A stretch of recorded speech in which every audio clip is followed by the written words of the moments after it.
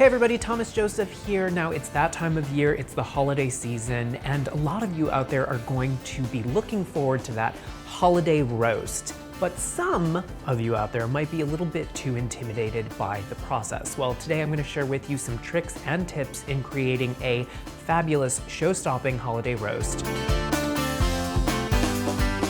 All right guys, today I'm going to be sharing with you a pork roast, but the techniques here can be applied to so many different things. Turkey, beef, any other type of protein roast, you can use this method on. So this is a 3.5 pound pork roast, center cut with the bones in, and the bones have been Frenched. And this is really just for presentation purposes. And what I'm gonna do with this today is I'm gonna go kind of old school and show you two techniques in really kind of enhancing the flavor and the juiciness of the roast itself. Those are Barding and Larding, and you may have never heard those kind of techniques before, but they're really simple to do and you can do them with multiple things. So to start, what I'm gonna do is I'm gonna take a paring knife and I'm going to show you the technique of larding. Now, larding was classically a method of inserting fat into lean cuts of protein.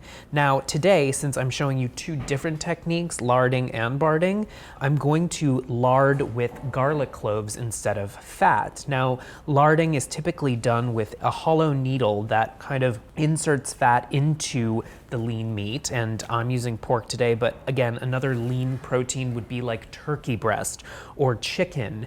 And what I'm doing is creating little slits in my pork roast, probably about 1/2 inch down. And to these slits, I'm going to add some garlic cloves. Now, again, this is just the technique. Typically, this would be done with little pieces of fat that would be inserted in and would kind of melt into the roast during the roasting process. But for added flavor, I'm using some thinly sliced garlic cloves and a little bit of finely ground fennel. Now, the flavor profile here with this fennel and garlic is kind of reminiscent of a classic pork roast called a porchetta.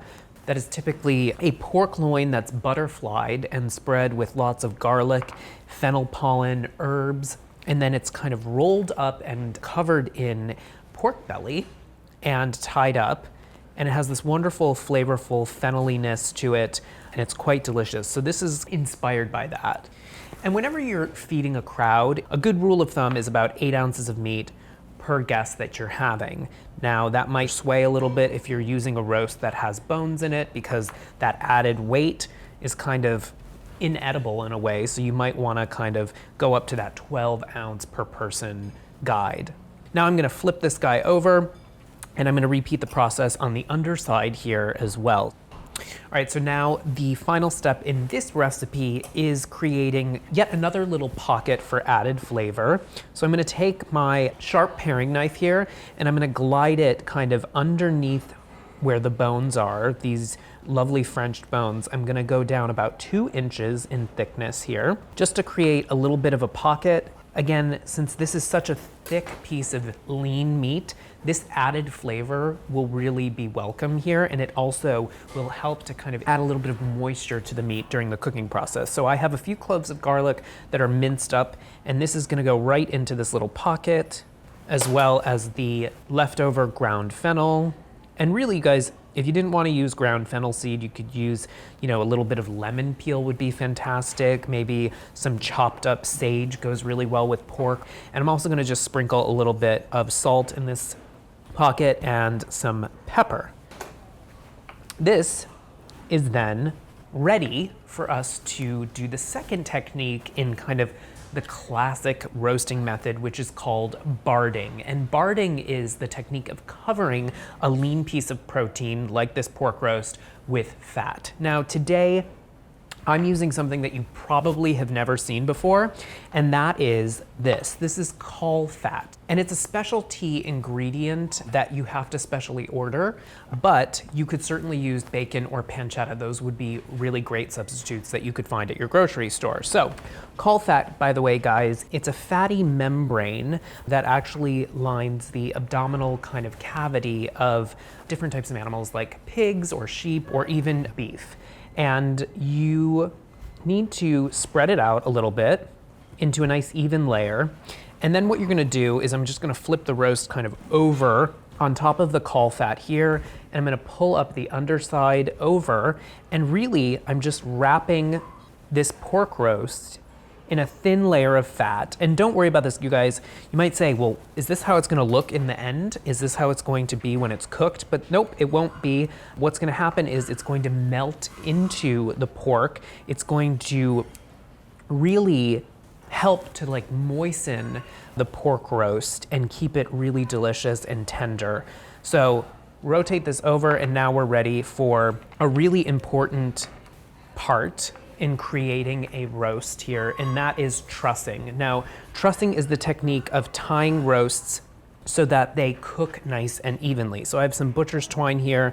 I'm going to just thread it underneath the roast like this, and to help the caul fat stay on top of the roast, all you have to do is give it a good tie.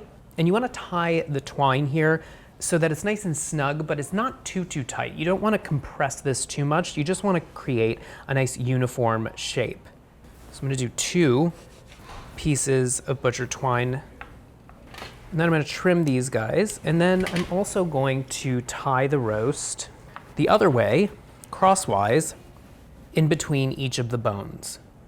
Now, if you were roasting a boneless turkey breast, one way in which you can kind of replicate this barding is by taking the skin and removing it from the breast.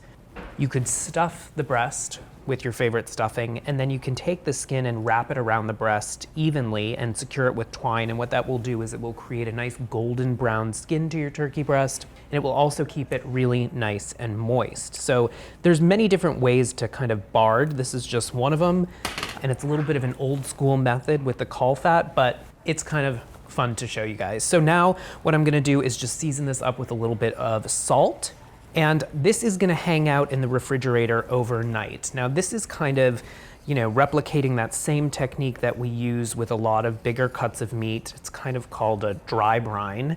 Dry brine sometimes include other spices and some pepper.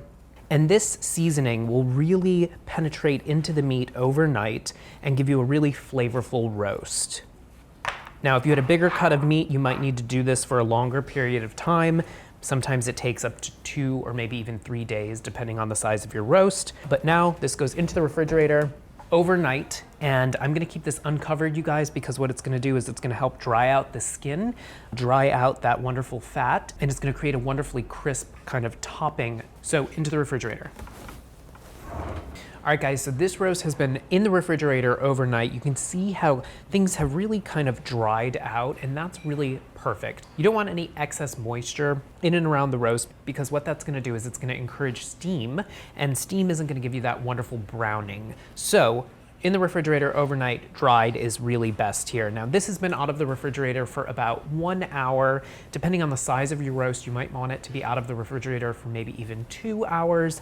Really trying to get the roast as close to room temperature as possible before it goes into the oven. Why, you ask? Because that will help the roast cook evenly. If it's right out of the refrigerator and you pop it into the oven, the outside of the roast is gonna get overcooked and the inside is gonna be undercooked. So this is a really important step, making sure that it comes out of the refrigerator. Now I have my oven preheated to 450 degrees, so a high temperature, and I'm gonna put this roast in, and what it's gonna do is it's gonna sear the outside of the meat. So very similar to how you would sear something on the stove top. And we're gonna start out at a high temperature, and then we're gonna reduce it down to a lower temperature to cook the roast nice and gently. So the temperature that we're looking for, you guys, is about 130 degrees with one of those instant read thermometers, and you want it to go into the center of the roast. 130 degrees is perfect because what's going to happen is the roast is going to climb in temperature as it rests. So into the oven, 450 degrees until a thermometer inserted into the center is 130.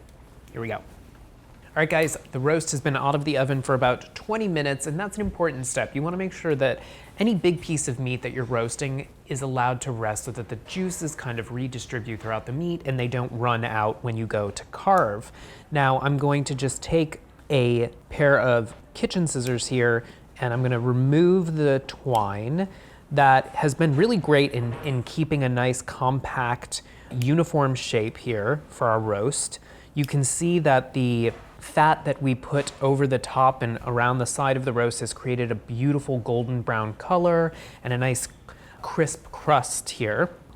Now the French bones really give you a beautiful presentation here, so I'm gonna keep them on today. But if you were serving this roast for a crowd of people and you wanted to thinly slice it, what you would do is you'd slice between the ribs here and the meat, removing the bones, and then this way you'd be able to thinly slice the pork roast here, and you'd be able to feed more people. But today, I think because it's so pretty, I'm just gonna cut these into nice sized pieces right in between the bones. Now using a sharp carving knife here, you guys, you can see how nice and juicy and moist the pork is. I wish you could smell this, you guys, because the garlic is so fragrant. That fennel seed is really, really nice. It adds kind of something new and unique. And I'm gonna cut this last piece here just so I can get a little bit of a taste before I bring this to the table. You can arrange these beautiful chops on a platter.